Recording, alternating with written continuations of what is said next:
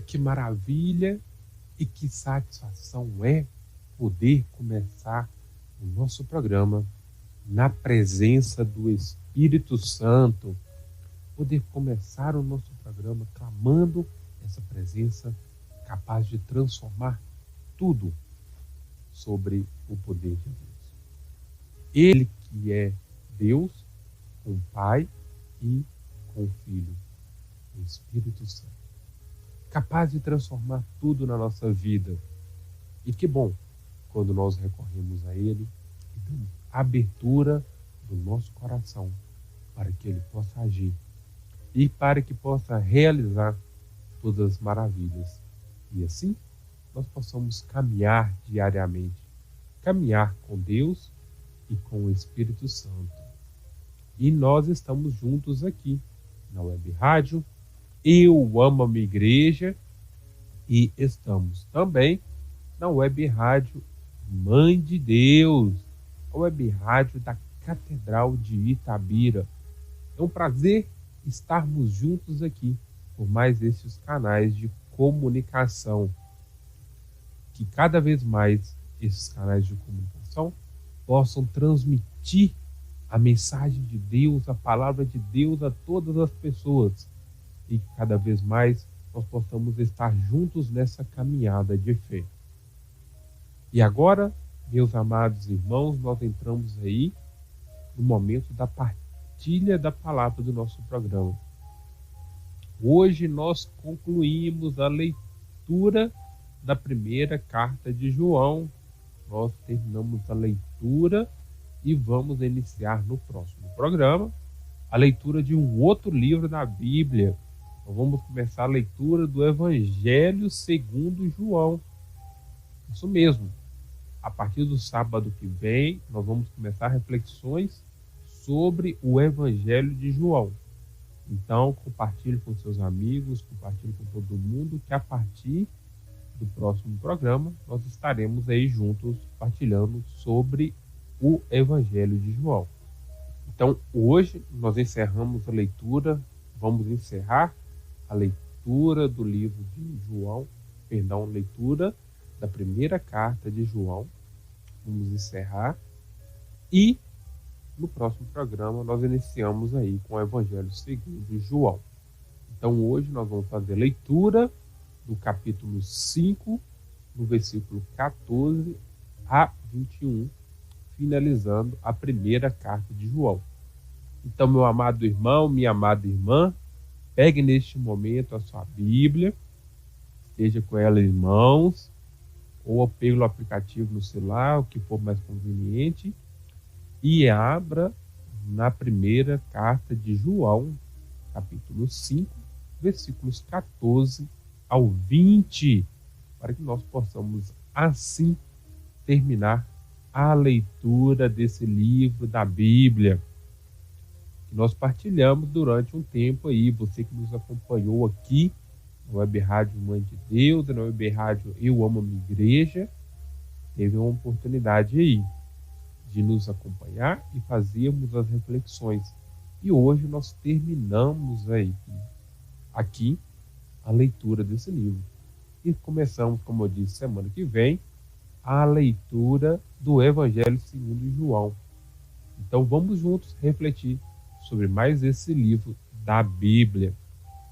Você que já pegou a sua Bíblia, vamos começar então a leitura desse livro fabuloso. Assim diz a palavra. A confiança que depositamos nele é esta: em tudo quanto lhe pedirmos, se for conforme a sua vontade, ele nos atenderá. E se sabemos que ele nos atende em tudo quanto lhe pedirmos, sabemos daí que já recebemos o que pedimos. Se alguém vê seu irmão cometer um pecado que não conduza à morte, reze e Deus lhe dará a vida. Isso para aqueles que não pecam para a morte. Há pecado que é para a morte. Não digo que se reze por este. Toda iniquidade é pecado, mas há pecado que não leva à morte. Sabemos que aquele que nasceu de Deus não peca, mas o que é gerado de Deus se acautela e o maligno não o toca. Sabemos que somos de Deus e que o mundo todo jaz sobre o maligno. Sabemos que o Filho de Deus veio e nos deu entendimento para conhecermos o verdadeiro. E estamos no verdadeiro, nós que estamos em seu Filho Jesus Cristo. Este é o verdadeiro Deus e a vida eterna. Filhinhos, guardai-vos dos ídolos. Meus amados irmãos e minhas amadas irmãs, caminhamos e chegamos até aqui, na leitura desse livro fabuloso, da primeira carta de João. João fala muito sobre o amor, sobre a filiação divina. Foi um momento de muito aprendizado para todos nós. Então nós caminhamos hoje e caminhamos para o último trecho. Hoje nós lemos o último trecho da primeira carta de João. Hoje nós terminamos a leitura desse livro fantástico, esse livro fabuloso. Esse livro que manifesta uma parcela do grande amor que Deus tem por cada um de nós e a forma como ele manifesta este amor. E ele não poderia encerrar o livro de outra forma a não ser que com esse trecho. Olhamos bem o que esse primeiro trecho da palavra nos diz: em tudo quanto lhe pedirmos, se for conforme a sua vontade, ele nos atenderá. Ou seja, Deus atende os nossos anseios e as nossas vontades de acordo com a vontade que é divina. Ou seja, de acordo com a vontade divina, se os nossos desejos, se os nossos anseios se conciliarem, se for da vontade de Deus e for da nossa, acontecerá. Que bela manifestação do amor de Deus. Que bela manifestação do amor de Deus. Se for da vontade de Deus e pedimos, ele nos atenderá. Vejamos bem duas partes importantes. Primeiro, se pedirmos, ou seja, Deus não age na nossa vida sem a nossa permissão. Deus, mesmo sendo Deus, mesmo tendo nos criado por amor, ele não age na nossa vida sem a nossa permissão. Ele não interfere na nossa vida sem a nossa permissão. Ele não faz nada em nossa vida. Então, o primeiro passo para tudo acontecer é pedir. Primeiramente, nós temos que pedir. Então, apesar de nos amar e de nos querer somente o bem, Deus não interfere na nossa vontade. Mesmo se nós escolhermos não o amar, se nós escolhermos o mal, mesmo se nós fizermos essas escolhas, Deus não interfere, porque por amor ele nos fez livres, totalmente livres. Inclusive, igual eu disse, para o desejo de seguir ou não a ele. Então, portanto, o primeiro passo para tudo é pedir. E assim, ele, sendo Deus, com todo o seu conhecimento, com toda a sua sabedoria, sabendo o que é melhor para cada um de nós, nos atenderá conforme a sua vontade. Ou seja, Deus tem uma visão além daquilo que nós temos. Então, ele consegue enxergar além. E quando é da sua vontade para o nosso bem, ele nos... Então, deste modo, nós podemos perceber que Deus não permite que aconteça em nossa vida coisa que nós não provoquemos, nem que seja da vontade dele. Ou seja, acontece em nossa vida, primeiramente, nós temos que analisar que primeiro acontece na nossa vida o que nós buscamos para ela, ou seja, o que nós semeamos. Ah, Rondinelli, mas eu não semeei tal coisa, mas tudo são consequências. temos que tomar cuidado com aquilo que temos semeado, com aquilo que temos trazido para a nossa vida. Quais são as cargas que nós temos trazido para a nossa vida? Quais são as cargas que eu tenho trazido para a minha vida? Através das minhas escolhas. E aí, neste momento, não entra em discussão se é do demônio ou não, porque muitas das coisas que acontecem na nossa vida, nem tudo é culpa do inimigo. Somos nós mesmos que provocamos através das nossas escolhas. Então, portanto, nós devemos tomar muito cuidado com as escolhas que temos na nossa vida. Precisamos saber em nosso coração o que realmente desejamos. E assim, quando os desejos se unem, quando a nossa vontade se alinha com a vontade de Deus, tudo se torna belo. Porque tudo que Deus faz é belo. Tudo que Deus fez, tudo que Deus irá fazer é belo. E tudo que Ele faz é bom. Tudo que Deus faz é bom. Por mais que muitas das vezes nós não compreendamos o que Deus faz, tudo que Ele faz tem um propósito, tem um sentido e é bom. Tudo que Deus faz, meu amado irmão e minha amada irmã, é bom. Deus é bom o tempo. Uma outra mensagem que esse último trecho da palavra de Deus nos traz, que esse último trecho da palavra de João, a primeira carta, nos traz, é a compreensão que nós devemos orar pelos nossos irmãos que encontram-se em situação de pecado. Sim, meu amado irmão, eu, você, todos nós devemos rezar uns pelos outros, porque nós estamos neste mundo em busca da santidade. E assim, em busca da santidade, devemos rezar e pedir a Deus que Ele possa nos livrar de todo mal e possa redimir por meio da sua misericórdia os nossos pecados. Que Ele possa nos redimir de todos os pecados.